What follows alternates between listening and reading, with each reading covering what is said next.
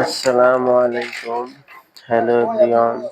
কেমন আছেন আপনারা? আশা করি সবাই ভালো আছেন। এটা হচ্ছে 40 কেজির মেশিন, গ্রামীণ পাল্লা। মেশিনটার সার্কিটই সমস্যা। চালু করলেই ডবল সিগন্যাল দিচ্ছে।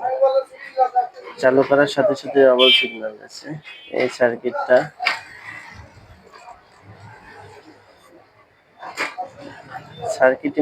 সার্কিটই সমস্যা।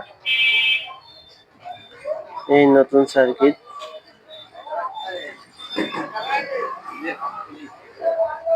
এই এটা হচ্ছে পুরোনো সার্কিট। এই সার্কিটটা চেঞ্জ করে নতুন সার্কিটটা লাগালাম। নতুন সার্কিট লাগানোর সাথে সাথে মেশিনটা ঠিক হয়ে গেল অটোমেটিক। এবং ডবল সাউন্ড আসছে না, ডবল সিগন্যাল আর দিচ্ছে না। ডাইরেক্ট চালু করলাম,